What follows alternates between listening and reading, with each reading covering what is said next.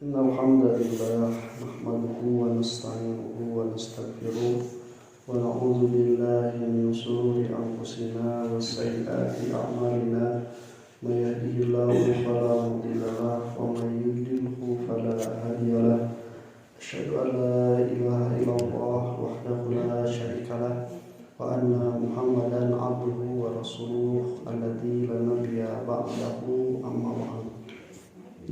Tuhan iman rahimahumullah,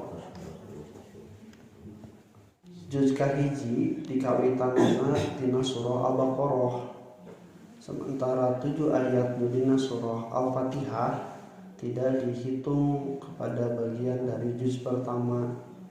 Ayeuna nandakeun yen surah Al-Fatihah mah ummul Quran, pokokna Al-Quran, preambul lamun dina undang-undang urang mah pembukaan. Nah, surah nu kadua disebat surah Al-Baqarah anu hartosna sapi bikang. Ieu margi aya dina ayat 67, 68, 69, 70 nerangkeun tentang parentah Allah ka Bani Israil mencit sapi bikang. A'udzubillahi minasyaitonirrajim. Wa idh qala Musa liqaumihi innallaha ya'murukum an tazbahu baqarah. Jeung teras pembahasanna tentang pembunuhan yang terjadi di Bani Israil, kemudian tidak diketahui siapa yang membunuhnya, maka Allah melalui Nabi Musa memerintahkan untuk menyembelih sapi betina. Nah, wa ta'imar rahimakumullah, disebat surah Al-Baqarah margi pembahasan tentang Bani Israil dengan simbolisasi menjadikan sapi betina sebagai sesembahan selain Allah, yang memakan pembahasan hampir sepertiga dari surah Al-Baqarah. Di ayat 40 dugikeun ka 123 ngebahas dieu. Dari 286 ayat surah Al-Baqarah, sepertiganya membahas tentang ini, tentang sapi betina sebagai simbol rusaknya agama yang dibawa oleh Nabi Musa oleh Bani Israil. Nah, kalau dilihat dari susunannya, ayat 1 sampai ayat ke-20 ini menerangkan tentang 3 golongan manusia. 1, orang mutakin, orang beriman yang bertakwa. Yang kedua, orang-orang kafir di ayat 6 dan 7. Nah, di ayat ke-8 sampai ke ayat 20 menceritakan tentang orang-orang munafik. Nah, jelema teh kabihanana tiba heula nepikeun ka engke kiamat, nu ayeuna hirup nu geus maot, di mana wae cicingna 3 golongan abusna teh. Mun teu mutakin jalma iman, jalma kafir. Mun teu wani kafir, jalma munafik. Kitu jelema mah lamun urang sadaya kategorikeun semuanya kembali dalam 3 kategori ini. Dan ayat-ayat di dalam Al-Quran yang jumlahnya ribuan itu, kalau menerangkan manusia atau menerangkan golongan, kembalinya pada 3 golongan ini. Ada yang mutakin, ada yang kafir, ada yang munafik. Tinggal orang rek lebet ka mana? Ku Allah teh diterangkeun tina 20 ayat ieu teh. Tah jelema teh aya kieu nu kieu nu kieu. Nah, cirina kieu, cirina kieu, cirina kieu. Mangga rek lebet anu mana? Doa urang mudah-mudahan lebet kana golongan anu muttaq. Kemudian kedua di ayat 21 dugikeun ka 28, Allah menerangkan perintah secara tegas supaya jadi golongan mutakin. Tingawitan ka manusia supaya ibadah ka Allah Subhanahu wa taala diterangkeun alasanana. Lamun misalna teu daek sok ditantang ku Allah Subhanahu wa taala, nepikeun ka mamawa perumpamaan nu leutik samodel leungit. Orang bertakwa itu bisa beriman walaupun dengan perkara yang kecil, tapi orang yang kafir ku perkara nu gede wae oge moal bisa percaya ka Allah. Penegasan ta ieu siratal ladzina an'amta alaihim teh ku Allah tadi parentah di ayat 21 sampai 28, anjeun kudu abus jadi bagian orang-orang yang bertakwa. Lamun geus bertakwa di ayat 30 sampai 39 Allah menerangkan tentang kisah Nabi Adam, di mana Nabi Adam adalah orang pertama, manusia pertama yang diberikan oleh Allah Subhanahu wa taala ilmu, kemudian ketaatan kepada Allah, sehingga derajatnya itu seolah-olah diangkat oleh Allah Subhanahu wa taala dengan memerintahkan makhluk-makhluk lain seperti malaikat dan jin untuk bersujud kepada Nabi Adam. Nah, berarti orang yang bertakwa itu kalau misalnya dia bertakwa, manusia akan dihormati bahkan oleh malaikat sekalipun. Tapi kalau misalnya manusia itu memilih kekafiran, maka ia akan lebih binasa ketimbang setan atau jin sekalipun. Nah, maka ikhwatimar rahimakumullah, di ayat 30 sampai 39 Allah menerangkan tentang manusia yang bertakwa itu sudah dimulai dari Nabi Adam alaihissalam. Kemudian di ayat 40 sampai 123, nah ini pembahasan baru tentang Bani Israel. Pokoknya naon sakitu panjangna nyaritakeunana, menceritakan bagaimana rusaknya agama gara-gara subjektivitas di Bani Israel. Jadi baper karena agama teh mamawa perasaan. Tadina nalika mamawa perasaan nuruk sakte geningan agama jeung diri-diri manehna sorangan.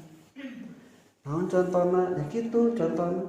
Ku Allah nalika dipiwarang mencit sapi, terus sapi eta teh geus dipencit dibabukeun kanu maot, terus nu maot bisa hirup deui, lain percaya, lain beuki iman ka Allahna, ngadon percaya ka sapina.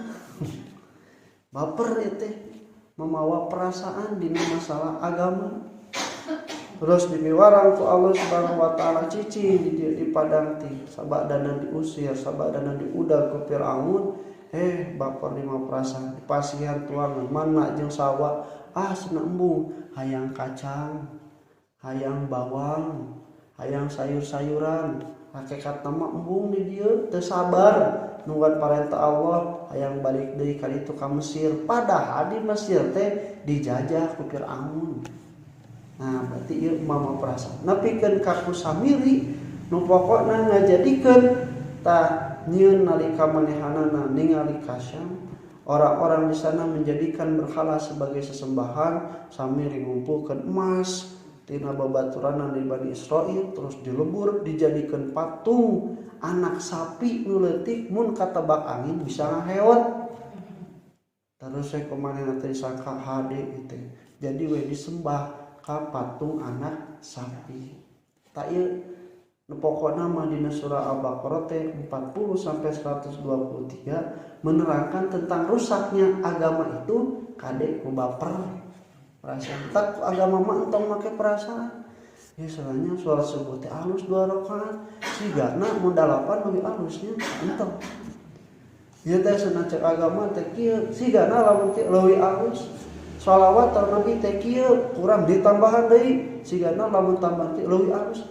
Nepikeun ka salam wae ge sabab mawa perasaan hayang leuwih alus tambahan. Jelas dina hadisna assalamualaikum warahmatullahi wabarakatuh, tambahan assalamualaikum warahmatullahi ta'ala wabarakatuh. Dijawab deui waalaikumsalam warahmatullahi ta'ala wabarakatuh. Di mana itu? Ta ieu teh rusakna teh ku sabab mamawa perasaan. Nah, ka perasaan bakal mawa kana pikiran dina nalika emut bakal neneangan cara supaya kumaha ngeunaheun numutkeun perasaan. Carek kitu teh dalilna, neangan dalil nu sejet, dalil nu leuwih umum, dalil sifatna ieu. Kana carekan teu aya nabi nepikeun ka ngadoa di kuburan, maca di kuburan, nalika aya nu maot neangan ada dalil-dalil nu sifatna umum. Dalil-dalil anu sifatna teu nyambung gitu, teu merenah kan dalilna teh. Nah eta mawa subjektivitas keur ngadalilan amal, lain keur ngamalkeun dalil. Nah, lajeng we di ayat 124 dugikeun ka 157 Allah nerangkeun yeuh lamun geus rusak agama bawa deui ka nu pokokna. Saha tah nu pokona teh? Ditontonkanlah oleh Allah kisah Nabi Ibrahim dan turunan-turunannya dari Nabi Ismail, Nabi Ishak, kemudian Yakub dan turunannya diterangkan oleh Allah sebagai figur-figur yang membawa kebenaran terhadap agama. Tak keningan lamun misalna Yahudi, Nasrani, Islam nepikeun ka pasea saha anu paling bener tingali we ujung paling pokok sabab kabehanana muarana ka Nabi Ibrahim alaihi salam. Kan Yahudi Nasrani berarti Ishak turunanana.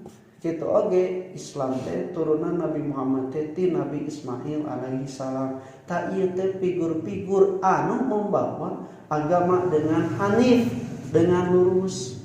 Tah sederhana.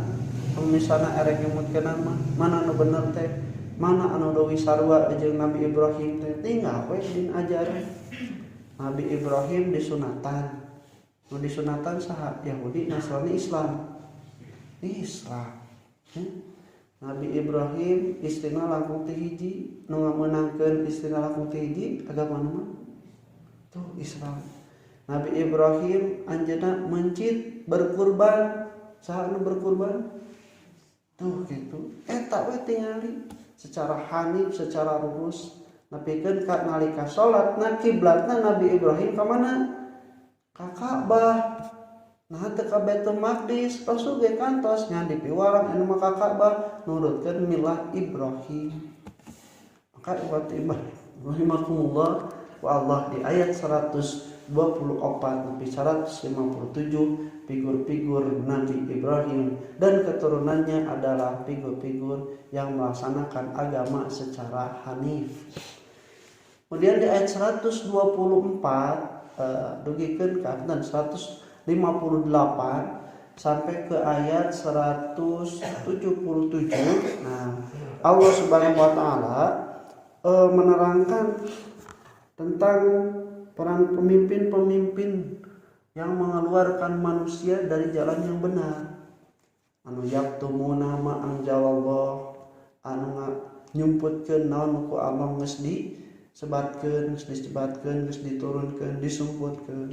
Teras kadieu deui orang-orang yang tidak mau menerima Allah Subhanahu wa taala nepikeun ka orang-orang anu mengatakan bahwa agama yang benar menurut mereka itu adalah mawajadna alaihi aba'ana, apa yang kami temukan oleh kebiasaan bapak-bapak urang baheula. Tah Allah tadi mah figur jama-jama anu lurus, ayeuna mah figur jama-jama nu ngaluarkeun manusia tina ngarusak agama sama, tina ngarusak agama-agama turunkeun ku Allah.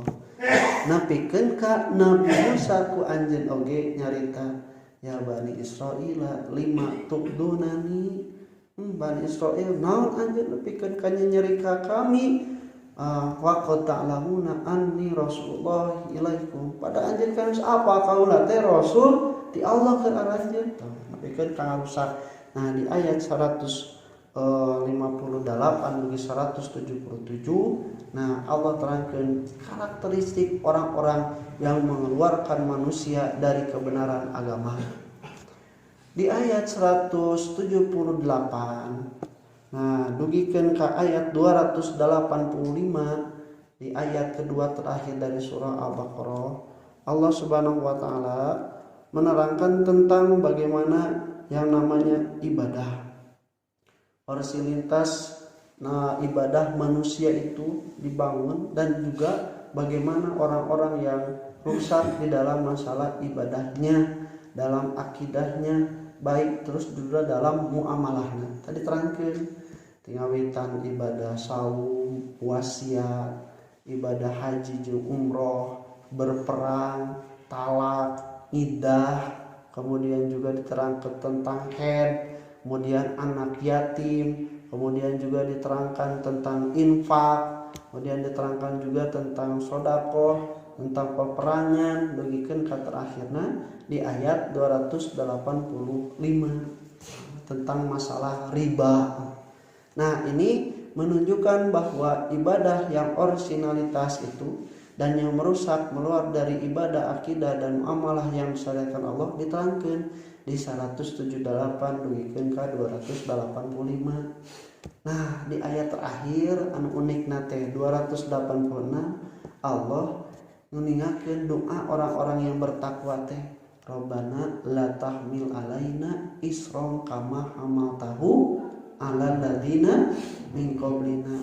Gusti tong anjeun ngabebankeun ka diri kami beban anu geus dibebankeun ka jama-jama nu samemeh kami. Beban naon? Tadi beban rusakna agama siga Bani Israel. Urang teh ngadoa ka Allah ulah dina nalika agama urang sadayana teh diruksak ku kultus, ku bid'ah, ku khurafat, ku tahayul. Sabab eta teh berat ternyata nu ngajadikeun Bani Israel dilaknat ku Allah Subhanahu wa taala sabab beban eta dina pangrusakan agama.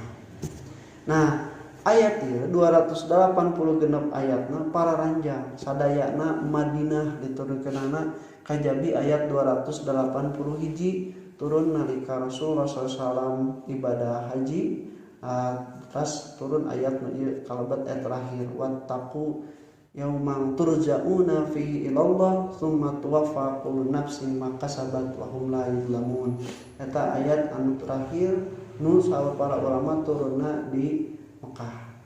Nah, kemudian ayat nupang panjangna di 282. Ieu mah ayat nate tentang hutang.